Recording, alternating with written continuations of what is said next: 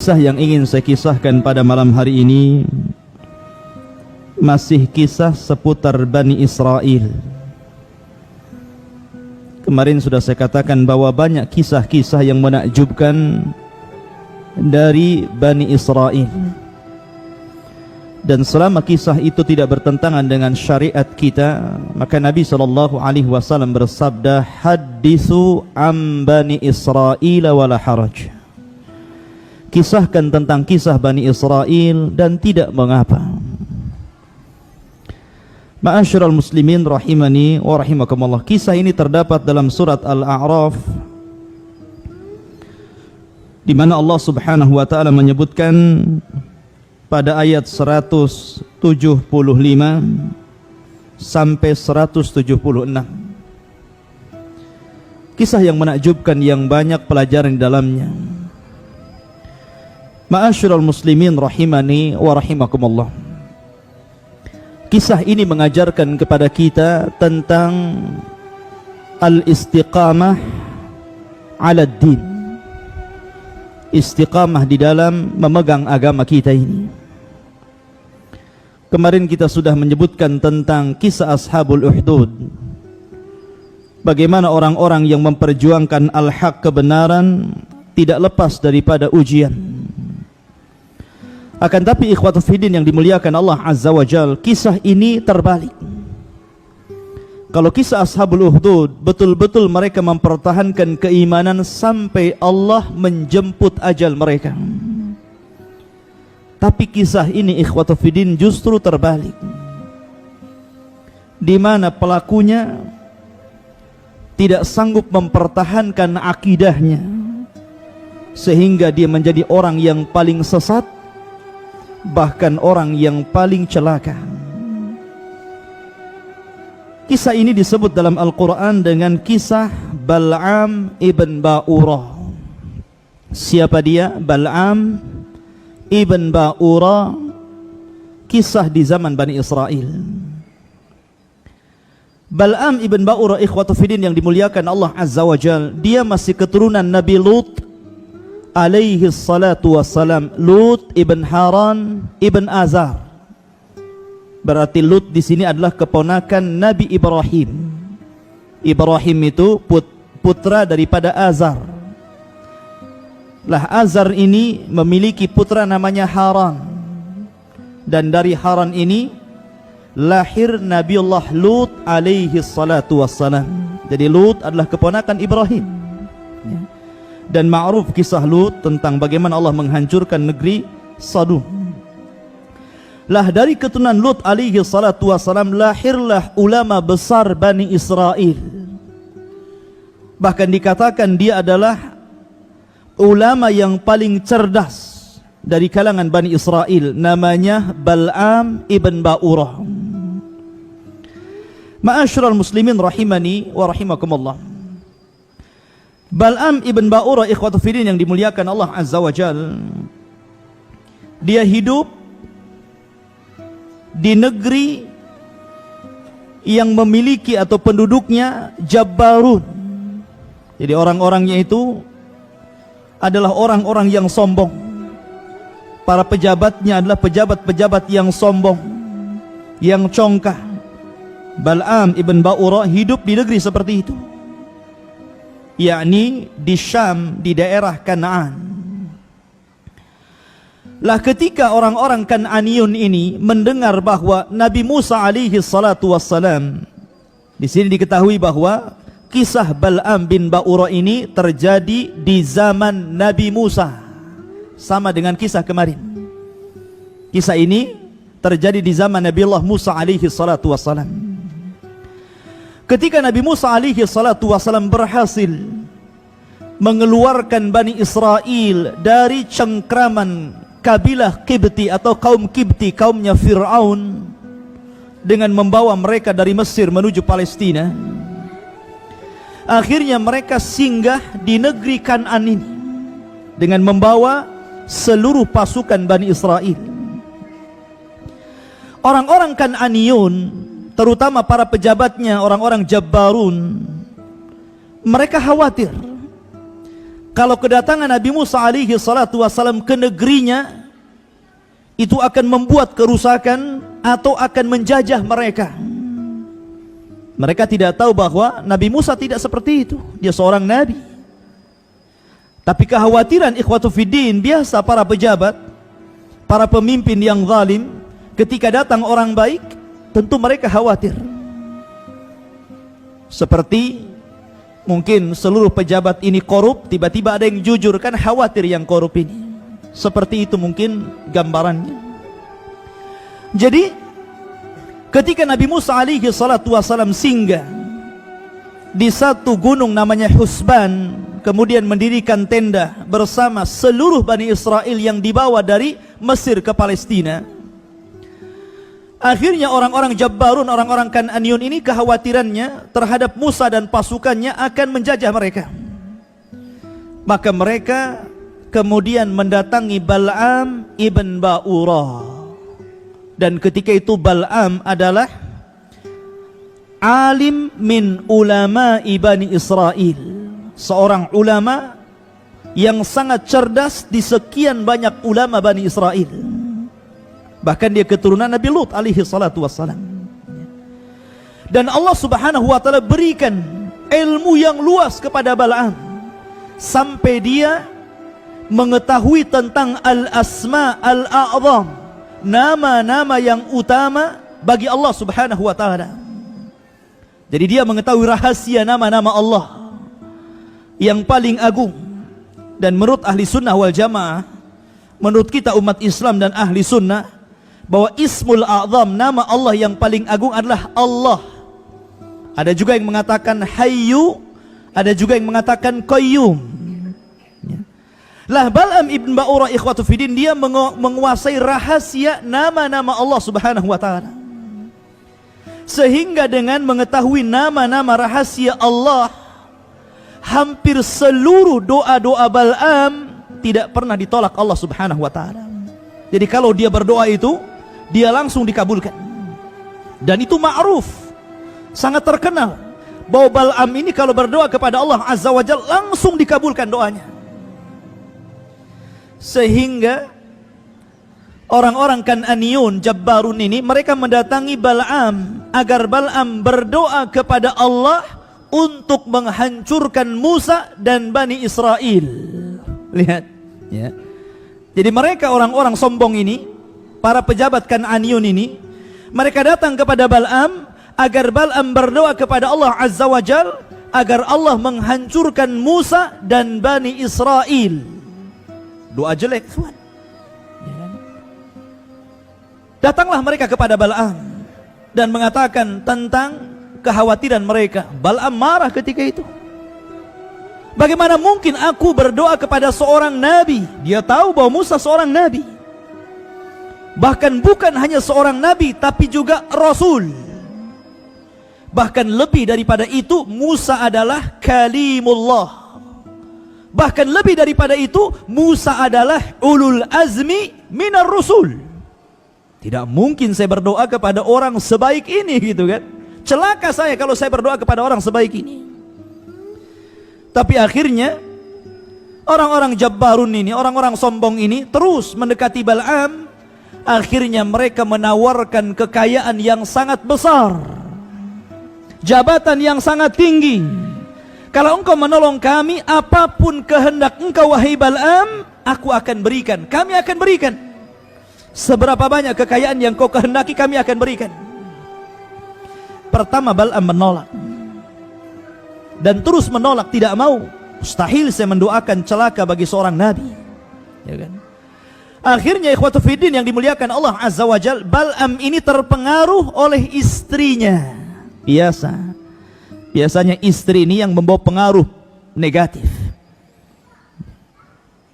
Suaminya sampai stroke gara-gara istrinya. Jadi istrinya ini yang kemudian terbayang-bayang, kalau dia memiliki kekayaan yang banyak, jabatan yang tinggi, tentu akan lebih dihormati lagi. Dia memilih dunia daripada akhirat. Akhirnya Bal'am pun terpengaruh dengan dunia, sehingga menanggalkan keulamaannya, na'udzubillah. Inilah fitnahnya para ulama. Fitnahnya para ulama salah satunya adalah apa? Dengan kekayaan, dengan pangkat dan jabatan. Makanya Allah mengatakan wala tashtaru bi ayatillahi thamanan qalila. Janganlah kalian menjual ayat-ayat Allah dengan harga yang murah. Akhirnya ikhwatul fillah yang dimuliakan Allah Azza wa Jalla, Bal'am pun membawa pasukan ke Gunung Husban, di mana gunung ini terbentang panjang sampai kepada kemahnya Musa dan Bani Israel. Mulailah Bal'am berdoa kepada Allah Subhanahu wa taala. Faya subhanallah ikhwan, tidak mungkin seorang nabi akan didoakan kecelakaan dan langsung celaka. Tidak mungkin. Nabi memiliki para malaikat yang menjaganya. Sehingga niat Bal'am ini adalah niat yang buruk. Allah tidak mengijabah doanya. Setiap kali dia berdoa kepada Allah tentang kecelakaan kepada Musa dan Bani Israel, kecelakaan itu justru menimpa kaumnya Kanaan. Setiap dia berdoa kebaikan untuk umatnya Kanaan, kebaikan itu justru kepada Musa dan Bani Israel. Lidahnya kepleset-pleset. Ya. Jadi setiap dia berdoa kepada Allah Subhanahu wa taala, ya Allah, hancurkan, mestinya dia ngomong Musa, hancurkan Kanaan. Dia susah ngomong Musa dan Bani Israel itu. Kepleset-kepleset lidahnya. Sehingga para pemimpin Kanaan ini mengatakan, wailaka ya Bal'am, celaka engkau Bal'am. Mestinya engkau berdoa kecelakaan kepada Musa, kenapa kau berdoa kecelakaan untuk kami? Ya. Mestinya engkau berdoa keselamatan untuk kami, kau berikan kepada Musa dan kaumnya. Apa-apaan kau Bal'am? Allah Subhanahu wa taala tidak mengizinkan doanya. Terus kepleset terus ngomongnya. Akhirnya ikhwatu fiddin yang dimuliakan Allah Azza wa Jalla, ini menunjukkan apa? Khasirat dunya wal akhirah. Bal'am ini rugi, sudah dunia rugi, akhirat rugi.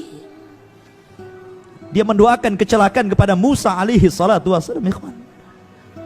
Akhirnya Bal'am pun karena tidak manjur doanya, tidak diijabah oleh Allah Subhanahu wa taala. Kadang dia sudah mendapatkan kekayaan yang banyak kan gitu. Akhirnya dia membuat makar terhadap Bani Israel, pengikut Musa alaihi salatu wassalam. Dengan cara apa? Inilah hancurnya Bani Israel. Salah satu fitnah terbesar Bani Israel, inilah fitnahnya. Dan fitnah ini juga melanda kepada kita kaum muslimin. Maka Bal'am mengatakan bahwa cara ini tidak bagus. Kita buat cara lain. Apa caranya? Maka Bal'am mengatakan, utuslah wanita-wanita kalian, gadis-gadis kalian, dandani mereka dengan dandanan yang cantik, kirim mereka dengan barang-barang dagangan, kemudian berpura-puralah untuk berjual beli, jualah dagangan itu kepada Bani Israel dan kaumnya Musa. Syaitan ikhwan, ketika dia tidak bisa menggoda dengan cara yang lain, pasti ujung-ujungnya dengan cara perempuan. Makanya dahulu seorang misionaris, dia mengatakan bahwa untuk menghancurkan Islam tidak perlu mengarahkan rudal kepada mereka, tidak perlu mengarahkan senjata-senjata canggih kepada mereka. Kirimkan kepada mereka biduan-biduan wanita dan minuman-minuman keras, cukup menghancurkan mereka tanpa harus berlelah dan berletih. Syaitan ikhwan. Akhirnya perempuan-perempuan Kan'aniyun ini diutus oleh Bal'am ibn Ba'ura untuk menggoda Bani Israel. Ikhwatu fiddin, yang namanya pelarian, Musa kan pelarian bersama Bani Israel dari kejaran Fir'aun. Tentu orang-orang pelarian ini yang lebih banyak selamat kaum laki-laki, jarang kaum wanita. Karena kaum wanita tidak memiliki tenaga seperti kekuatan laki-laki. Sehingga Kebanyakan mereka laki-laki dan sedikit wanita. Apalagi mereka sudah berbulan-bulan, bahkan sudah waktu yang lama gitu kan, berpindah dari Mesir dan berjalan cukup jauh. Ketika melihat gadis-gadis cantik, tentu akan berbeda kondisinya. Ini godaan ikhwatu fiddin yang dimuliakan Allah Azza wa Jalla. Maka akhirnya wanita-wanita pun pura-pura jual beli dan sambil menggoda umatnya Musa alaihi salatu wassalam. Ada seorang wanita putra daripada pejabat Kan'an ini yang memang sudah ditugasi oleh Bal'am untuk menggoda Musa alaihi salatu wassalam. Tapi dia kan tidak kenal Musa. Dari sekian orang yang dibawa Musa itu, Musa yang mana tidak tahu. Ya kan? Akhirnya dia pun menggoda salah satu pemimpin dari 12 pemimpin yang merupakan orang-orang pilihan Musa alaihi salatu wassalam. Jadi Musa itu memiliki orang pilihan 12 pemimpin. Inilah yang dibawa oleh Musa alaihi salatu wassalam untuk masing-masing 12 ini membawa kabilahnya masing-masing. Akhirnya ada salah satu pemimpin dari 12 pemimpin ini, bawahan Musa, tergoda dengan kecantikan putri Kan'an ini. Akhirnya karena dia sudah tergoda dengan wanita tersebut, dibawalah wanita itu ke hadapan Musa dan mengatakan, "Ya Musa, apakah kalau aku bawa wanita itu engkau akan melarang kami?" Kata Musa, "Ya, Allah mengharamkan, tidak boleh melakukan perzinahan." Ya kan? Maka dia mengatakan, "Sungguh apa yang kau katakan sebelumnya sudah aku tebak, pasti engkau akan mengatakan seperti itu. Tapi aku tidak akan mendengar ucapan." Maka dibawalah wanita ini ke kemahnya, kemudian melakukan perzinahan fahisyah, perzinahan kekejian. Akhirnya ikhwatu fiddin yang dimuliakan Allah Azza wa Jalla, dengan sebab perzinahan yang dilakukan Bani Israel, Allah Subhanahu wa ta'ala turunkan azab kepada mereka. Ada yang mengatakan Allah turunkan ta'un, penyakit ta'un. Ada juga yang mengatakan bahwa Allah berikan azab kepada mereka, kebingungan yang luar biasa. Mereka tidak bisa keluar dari daerah itu. Setiap mereka hendak keluar dari daerah itu, kembali lagi ke situ. Keluar kembali lagi ke situ dalam cukup waktu yang cukup lama. Mereka kebingungan, tidak tahu jalannya harus kemana. Mereka keluar dari daerah itu. Berhasil Bal'am ibn Ba'ur berhasil mengundang azab Allah kepada Bani Israel. Maka Nabi Musa alaihi salatu wassalam kebingungan ketika itu, ini ada apa? Apa gerangan yang terjadi?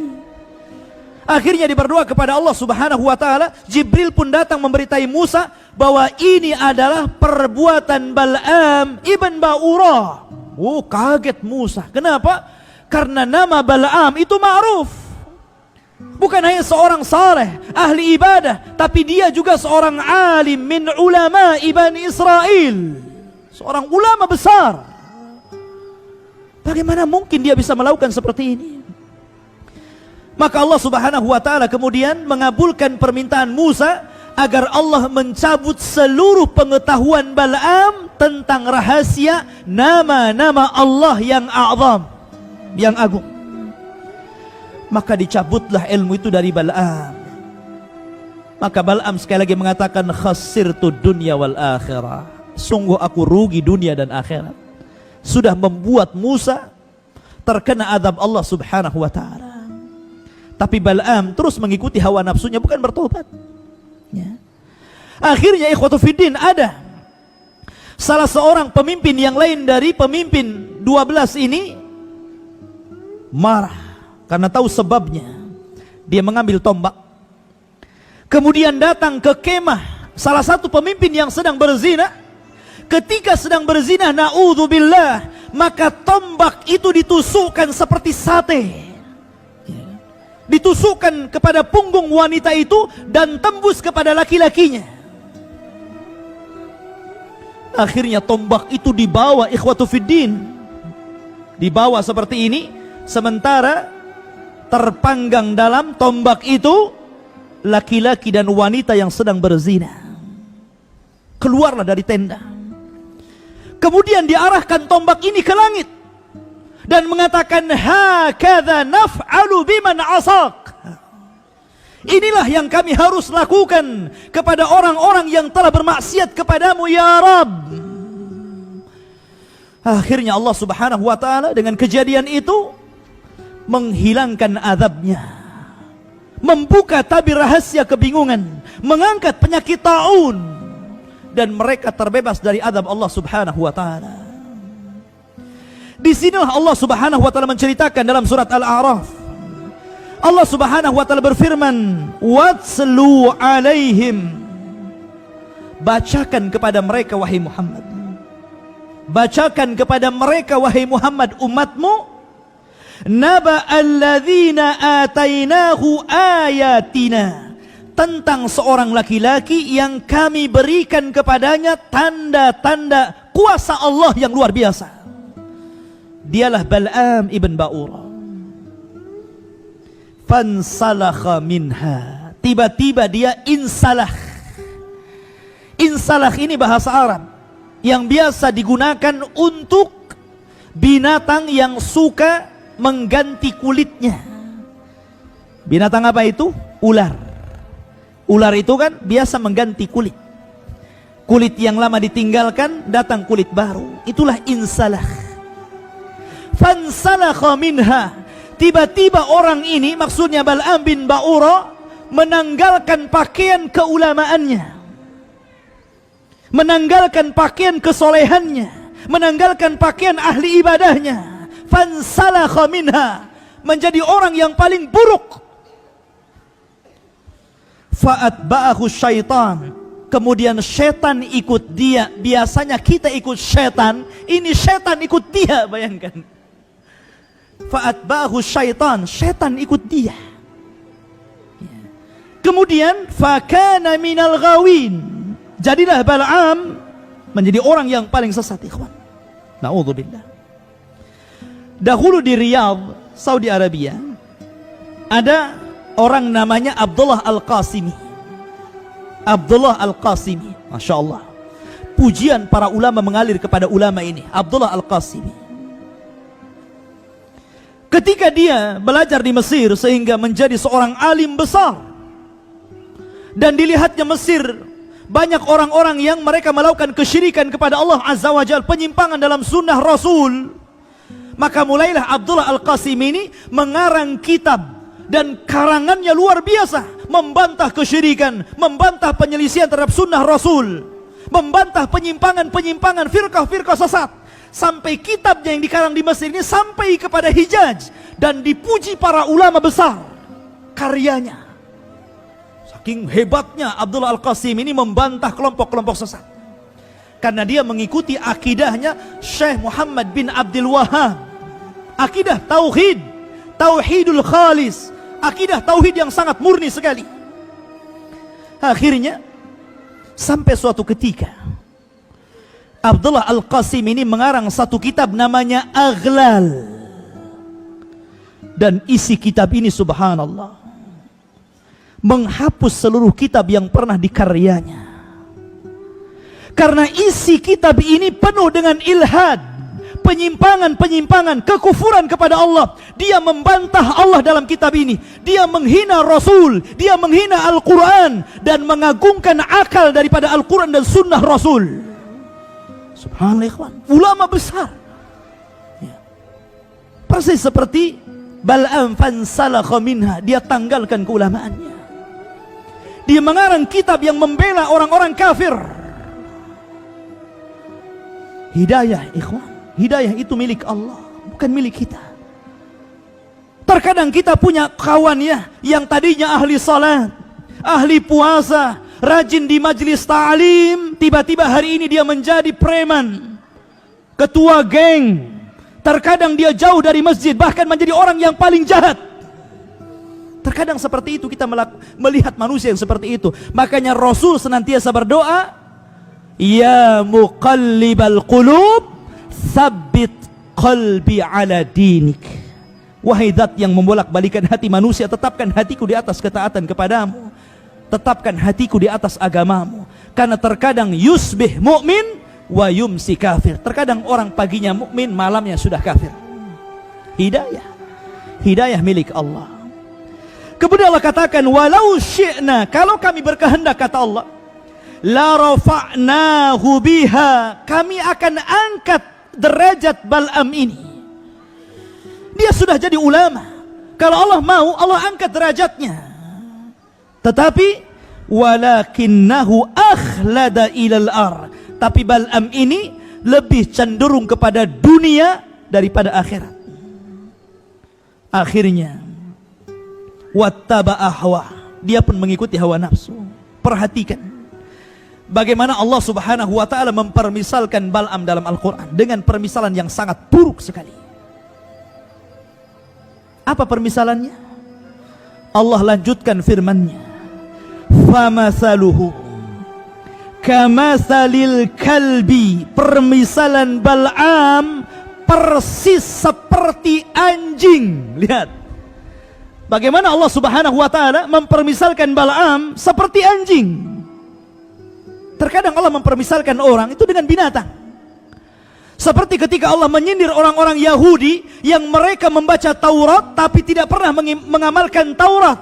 Maka Allah mengatakan, mathalul ladzina hummilut Taurat kamathalil himari yahmiluna asfara. Permisalan orang-orang yang mereka membaca Taurat Yahudi tapi tidak pernah mengamalkannya, maka mereka seperti khimar, seperti keledai yang di punggungnya membawa kitab Taurat yang sangat banyak. Keledai nggak paham apa yang di atas punggungnya. Keledai nggak bisa baca, nggak paham apa yang di bawahnya. Makanya mereka maghdub. Allah katakan maghdub. Mereka dilaknat, dibenci karena punya ilmu tapi tidak diamalkan. Makanya Allah Subhanahu wa taala di dalam Al-Qur'an ini membuat sebuah pelajaran hebat kepada kita tentang wajibnya istiqamah, mempertahankan istiqamah di atas sunnah Rasul. Kemudian Allah Subhanahu wa taala melanjutkan, in tahmil alaihi yalhas au tatrukhu yalhas. Anjing itu ikhwan, dia kan suka menjulurkan lidah. Engkau halau dia tetap menjulurkan lidah, engkau biarkan pun tetap menjulurkan lidahnya. Artinya apa? A'angzartahum am lang tungzirhum la yu'minun. Kau berikan peringatan kepada mereka ataupun tidak, tetap tidak beriman mereka itu. Sudah peka. Ya. Maka Allah katakan, dzalika matsalul qaumil ladzina kadzdzabu biayatina. Begitulah Allah berikan permisalan kepada hamba-hamba yang mendustakan ayat-ayat kami. Faqsusil qasas. Allah tutup, maka ceritakan kisah-kisah ini. Supaya apa? La'allahum yatafakkarun, agar mereka mau berfikir. Karena kisah-kisah Al-Quran itu jundun min junudillah, tentara-tentara Allah yang Allah kirim kepada kita umat manusia untuk membawa pesan-pesan supaya setiap kejadian kita ini ikhwatu fiddin mengaca kepada umat sebelum kita. Makanya Allah katakan bahwa kisah-kisah ini diceritakan kepada Rasul linusabbita bihi fuadak, agar kami menghibur hatimu wahai Muhammad. Mungkin ketika engkau berdakwah kepada umatmu tentang dakwah yang hak, kemudian umatmu menentang, maka begitulah Rasul-Rasul sebelum mereka ditentang. Atau ketika lamanya berdakwah, tidak juga umatnya mengijabah dakwah Rasul, begitu juga dia bisa mengaca bagaimana Nuh alaihi salatu wasallam berdakwah 950 tahun hanya mendapatkan 80 lebih pengikut saja. Ketika kita melihat bagaimana kecongkakan orang-orang sombong dan akibatnya, lihatlah Qarun, lihatlah Fir'aun, lihatlah Namrud. Fangduru akibatul mukadzibin. Lihatlah bagaimana akibat orang-orang yang mendustakan terhadap ayat-ayat Allah. Jadi dengan kisah-kisah ini kita bisa menghibur diri, ikhwan. Mungkin di antara kita yang diuji ketika berdakwah, ditentang tetangganya, ditentang keluarganya. Bagaimana Nabi Ibrahim ditentang ayahnya, bagaimana Nuh ditentang istrinya. Bagaimana Nabi Yusuf dicelakakan saudara-saudaranya. Bagaimana Rasul kita Muhammad sallallahu alaihi wasallam ditentang paman-pamannya. Kita bisa melihat kisah-kisah itu. Makanya Allah katakan faqsusil qasasa la'allahum yatafakkarun. Kisahkan kisah ini supaya kalian bisa berpikir, bisa mengaca, memandang kisah-kisah itu dan membuat ibrah kepada kita. Walaupun mungkin ayat ini ikhwatu fiddin, sebab turunnya berkisah tentang Bal'am, al-ibratu bi umumi lafzi la bi khususis sabab. Bahwa sebuah pelajaran itu bukan karena khususnya ayat itu turun, tapi karena umumnya lafad. Lafad ini umum, mencakup kita semua. Maka berdoalah kepada Allah subhanahu wa ta'ala agar Allah senantiasa mengistiqomahkan kita. Memegang sunnah ini bukan mudah, memegang agama ini bukan mudah, mendakwahkan Quran ini bukan mudah. Karena Allah mengatakan sanulki alaika kaulan tsaqila, kami akan lempar kepadamu perkataan yang sangat berat. Mendakwahkan dakwah Allah ini berat, maka banyak tantangan, banyak ujian. Tapi beruntunglah orang-orang yang mereka sabar dan sabar di atas keterasingannya. Fatuba lil ghuraba, kata Rasul. Beruntunglah orang-orang yang dianggap asing karena memperjuangkan agama Allah.